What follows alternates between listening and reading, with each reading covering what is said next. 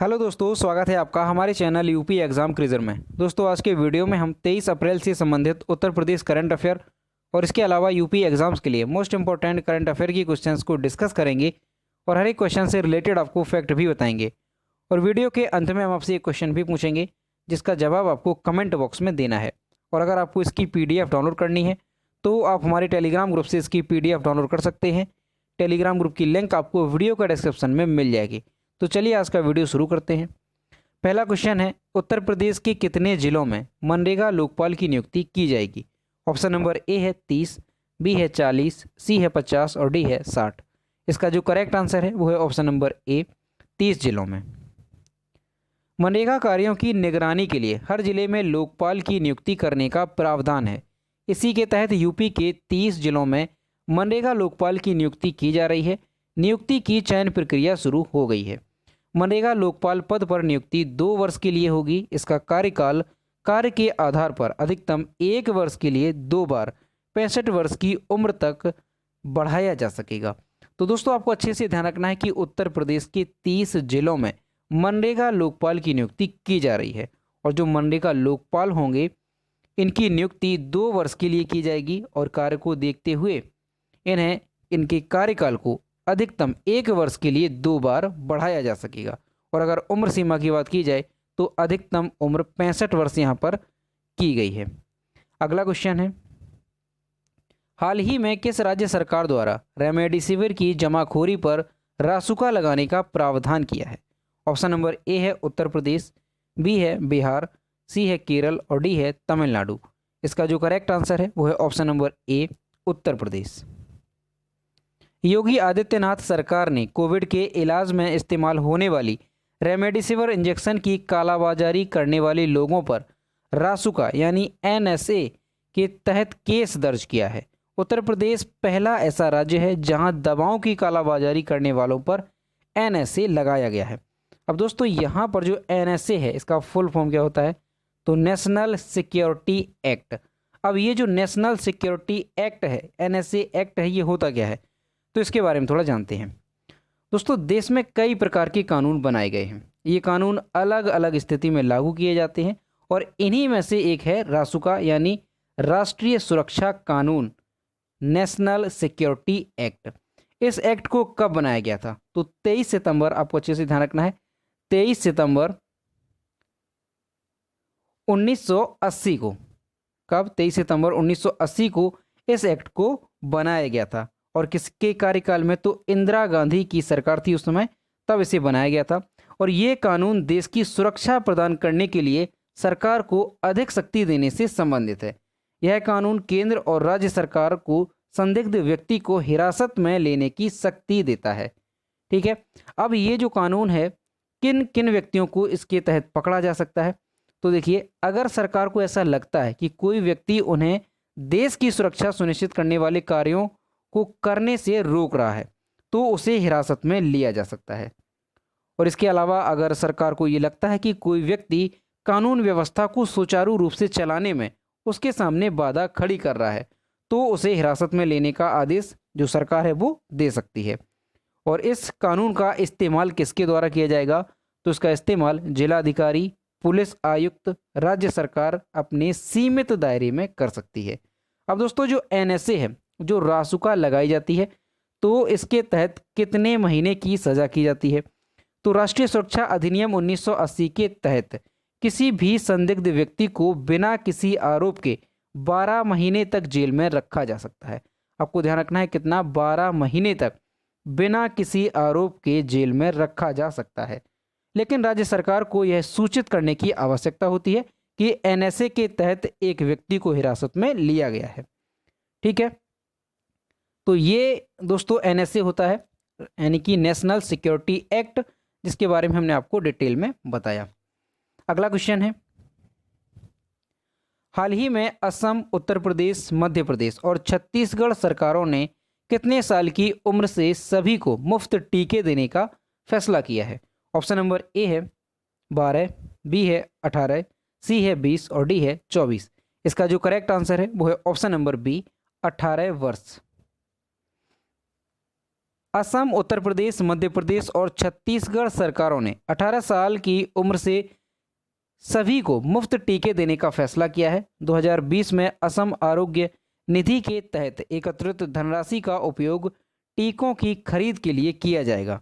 असम स्वास्थ्य विभाग ने 1 करोड़ खुराक खरीदने के लिए 20 अप्रैल 2021 को एक आदेश दिया था।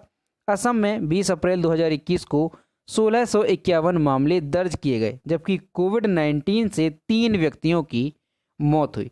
तो दोस्तों आपको अच्छे से ध्यान रखना है कि असम, उत्तर प्रदेश, मध्य प्रदेश और छत्तीसगढ़ सरकार ने 18 साल से अधिक के जितने भी लोग होंगे उन्हें मुफ्त टीका देने का फैसला किया है। अगला क्वेश्चन है, बतौर कप्तान कौन सा खिलाड़ी एक ही क्रिकेट टीम से 200 मैच खेलने वाला पहला खिलाड़ी बन गया है? ऑप्शन नंबर ए है महेंद्र सिंह धोनी, बी है सुरेश रैना, सी है दिनेश कार्तिक और डी है डेविड वार्नर। इसका जो करेक्ट आंसर है वो है ऑप्शन नंबर ए महेंद्र सिंह धोनी। आईपीएल के 12वें मैच में राजस्थान रॉयल्स के खिलाफ मैदान पर उतरने के साथ ही महेंद्र सिंह धोनी ने एक नया कीर्तिमान भी अपने नाम कर लिया। वे किसी एक फ्रेंचाइजी के लिए 200 मुकाबलों में कप्तानी करने वाले पहले खिलाड़ी बन गए हैं। हाल ही में धोनी ने चेन्नई के लिए 200 मैच खेलने का रिकॉर्ड बनाया था। अब उन्होंने एक कदम और आगे बढ़ाते हुए इस फ्रेंचाइजी के लिए 200 मैचों में कप्तानी करने का रिकॉर्ड भी बना लिया है। तो दोस्तों आपको अच्छे से ध्यान रखना है कि जो महेंद्र सिंह धोनी है उन्होंने एक नया रिकॉर्ड बनाया है। और ये रिकॉर्ड क्या है? तो किसी एक फ्रेंचाइजी के लिए 200 मुकाबलों में कप्तानी करने वाले ये पहले खिलाड़ी बन गए हैं। पहले महेंद्र सिंह धोनी ने चेन्नई सुपर किंग्स के लिए 200 मैच खेलने का रिकॉर्ड बनाया था और अब उन्होंने इस फ्रेंचाइजी के लिए 200 मैचों में कप्तानी करने का रिकॉर्ड भी बना लिया है।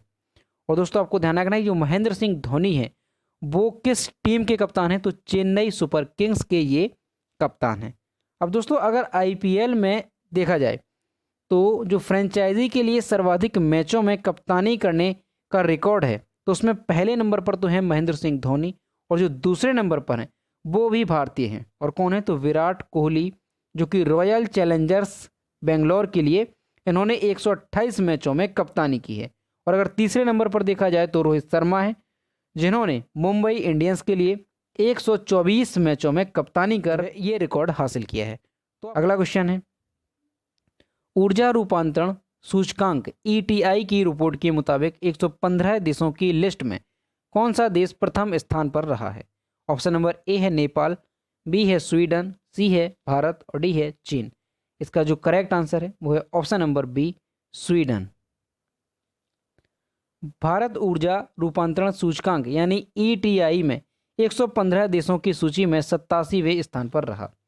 यह सूचकांक विभिन्न पहलुओं के आधार पर देशों की ऊर्जा प्रणालियों के वर्तमान प्रदर्शन पर नजर रखता है।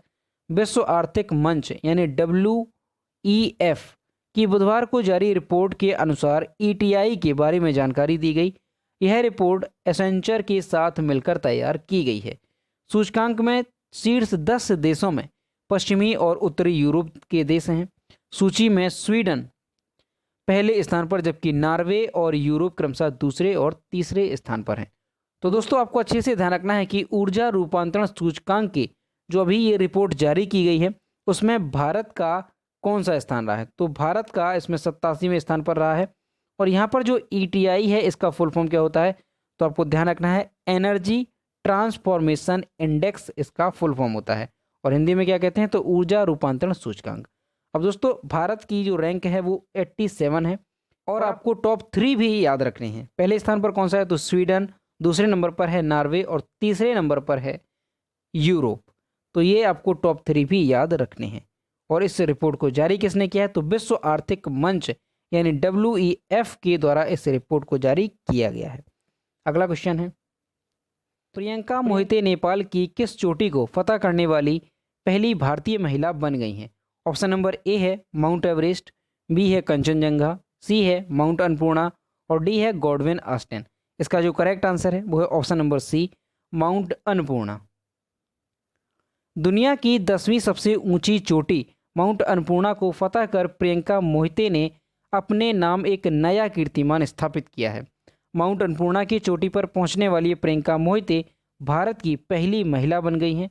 अन्नपूर्णा पर्वत समूह उत्तर मध्य नेपाल के हिमालय में स्थित है, जिसमें 8,000 मीटर यानी 26,000 फीट से अधिक की एक चोटी शामिल है तथा 7,000 मीटर से अधिक 13 चोटियाँ और 6,000 मीटर से अधिक 16 चोटियाँ इसमें शामिल हैं। तो दोस्तों आपको अच्छे से ध्यान रखना है, क्वेश्चन भी मोस्ट इंपॉर्टेंट है कि जो दुनिया की 10वीं सबसे ऊंची चोटी है माउंट अन्नपूर्णा, इसको फतह करने वाली पहली भारतीय महिला कौन बन गई हैं? तो प्रियंका मोहिते पहली भारतीय महिला इसको फतह करने वाली बन गई हैं। अब यहाँ पर आप इमेज में देख सकते हैं, यह है प्रियंका मोहिते जो कि माउंट अन्नपूर्णा को फतह करने वाली पहली भारतीय महिला बन गई हैं। अगला क्वेश्चन है, हाल ही में निम्नलिखित में से किसने राष्ट्रीय स्टार्टअप सलाहकार परिषद की पहली बैठक की अध्यक्षता की? ऑप्शन नंबर ए है श्री नरेंद्र मोदी, बी है श्री रविशंकर प्रसाद, सी है श्री पीयूष गोयल और डी है श्री प्रकाश जावड़ेकर। इसका जो करेक्ट आंसर है वो है option number C, Shri Piyush Goyal. Shri Piyush Goyal ने राष्ट्रीय स्टार्टअप सलाहकार परिषद की पहली बैठक की अध्यक्षता की। इस परिषद के गठन का मकसद देश में नवाचार और स्टार्टअप्स के बेहतर विकास के लिए प्रभावी माहौल तैयार करना है। यह परिषद भारत में उभर रहे स्टार्टअप उद्यमों के लिए निर्देशक की तरह काम करेगी। तो दोस्तों आपको अच्छे से ध्यान रखना है कि राष्ट्रीय स्टार्टअप सलाहकार परिषद की जो पहली बैठक हुई है उसकी अध्यक्षता किसने की है? तो श्री पीयूष गोयल ने उसकी अध्यक्षता की है। अगला क्वेश्चन है, रामायण पर पहली बार ऑनलाइन प्रदर्शनी का उद्घाटन किसने किया? ऑप्शन नंबर ए है प्रकाश जावड़ेकर, बी है प्रहलाद सिंह पटेल, सी है धर्मेंद्र प्रधान और डी है नितिन गडकरी। इसका जो करेक्ट आंसर है वो है option number B, Prahlad Singh Patel.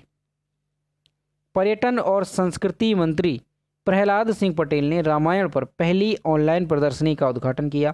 Online प्रदर्शनी में भारत के विभिन्न कला स्कूलों से राष्ट्रीय संग्रहालय दिल्ली के 49 लघु चित्रों संग्रह का प्रदर्शन किया जाएगा। श्री पटेल ने 18 अप्रैल को मनाए गए विश्व विरासत दिवस 2021 के अवसर पर एक webinar India heritage powering tourism को भी संबोधित किया। तो दोस्तों आपको अच्छे से ध्यान रखना है कि पर्यटन और संस्कृति मंत्री प्रहलाद सिंह पटेल ने रामायण पर पहली ऑनलाइन प्रदर्शनी का उद्घाटन किया है। अगला क्वेश्चन है, innovative tributes to brave hearts प्रतियोगिता का आयोजन किसके द्वारा किया गया है? ऑप्शन नंबर ए है गैलेंट्री अवार्ड्स पोर्टल, बी है गृह मंत्रालय, सी है शिक्षा मंत्रालय और डी है आयुष मंत्रालय। इसका जो करेक्ट आंसर है वो है option number A, gallantry awards portal. Innovative tributes to brave hearts प्रतियोगिता का आयोजन केंद्रीय रक्षा मंत्रालय के गैलेंट्री अवार्ड्स पोर्टल द्वारा किया गया है। इस प्रतियोगिता के तहत देश के वीरों को बेहद खास और नवाचार युक्त श्रद्धांजलि संदेश की रचना करने के लिए देश भर से प्रतिभागियों को आमंत्रित किया गया है।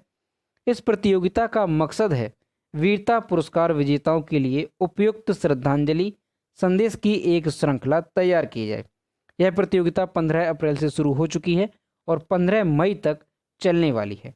तो दोस्तों आपको अच्छे से ध्यान रखना है कि innovative tributes to brave hearts जो प्रतियोगिता है इसका आयोजन किसके द्वारा किया जा रहा है? तो रक्षा मंत्रालय के गैलेंट्री अवार्ड्स पोर्टल के द्वारा इसका आयोजन किया जा रहा है। और इस प्रतियोगिता का मकसद क्या है? तो वीरता पुरस्कार विजेताओं के लिए उपयुक्त श्रद्धांजलि संदेश की एक श्रृंखला तैयार करना इस प्रतियोगिता का मुख्य उद्देश्य है। अगला क्वेश्चन है, स्वदेश निर्मित INAS 323 क्या है? ऑप्शन नंबर ए है सबमरीन, बी है टैंक, सी है विमान वाहक और डी है हेलीकॉप्टर। इसका जो करेक्ट आंसर है वो है ऑप्शन नंबर डी, हेलीकॉप्टर। भारतीय नौसेना एयर स्क्वाड्रन INAS 323 एक हेलीकॉप्टर है। इसको गोवा में ALHM के तृतीय की पहली इकाई के रूप में नौसेना में शामिल किया गया है। इसका उपयोग खोज और बचाव, विशेष अभियानों और तटीय निगरानी के लिए किया जाएगा। तो दोस्तों आपको अच्छे से ध्यान रखना है कि INAS 323 क्या है? ये एक हेलीकॉप्टर है और ये स्वदेश निर्मित हेलीकॉप्टर है। ये भी आपको अच्छे से ध्यान रखना है। और इससे किसके लिए बनाया गया है? तो इसका उपयोग खोज और बचाव, विशेष अभियानों और तटीय निगरानी के लिए किया जाएगा। यहाँ पर आप इमेज में देख सकते हैं, ये है INAS 323 हेलीकॉप्टर। तो दोस्तों ये थे 23 अप्रैल से संबंधित उत्तर प्रदेश करंट अफेयर और इसके अलावा यूपी एग्जाम्स के लिए मोस्ट इंपॉर्टेंट करंट अफेयर के क्वेश्चन जो कि हमने डिस्कस किए। अब हम देखते हैं पिछले वीडियो का क्वेश्चन जो हमने आपसे पूछा था। यह है कल के वीडियो का क्वेश्चन जो हमने आपसे पूछा था, हाल ही में चर्चा में रहा इंजेन्यूटी क्या है। इसका जो करेक्ट आंसर था वो ऑप्शन नंबर सी था, हेलीकॉप्टर। और लगभग सभी स्टूडेंट्स ने इसके सही जवाब दिए। और मैं फिर से कहता हूँ कि जो भी क्वेश्चन आपसे पूछा जाए तो सभी लोग उसका आंसर जरूर किया करो। यह है आज का क्वेश्चन, अप्रैल 2021 में जारी विश्व प्रेस स्वतंत्रता सूचकांक में भारत की रैंक क्या है। ऑप्शन नंबर ए है 128, बी है 130, सी है 138 और डी है 142। तो इसका जो भी करेक्ट आंसर है वो आपको कमेंट बॉक्स में बताना है। और दोस्तों कोशिश किया करो कि क्वेश्चन का आंसर डिटेल में दिया करें। तो दोस्तों अगर आपको आज का वीडियो पसंद आया हो तो वीडियो को लाइक करें, शेयर करें और अगर चैनल पर नए हैं तो चैनल को सब्सक्राइब करना ना भूलें। साथ ही बेल आइकन को भी प्रेस करें ताकि टाइम टू टाइम नोटिफिकेशन आप तक पहुंचता रहे। तो मिलते हैं नेक्स्ट वीडियो में। Thank you.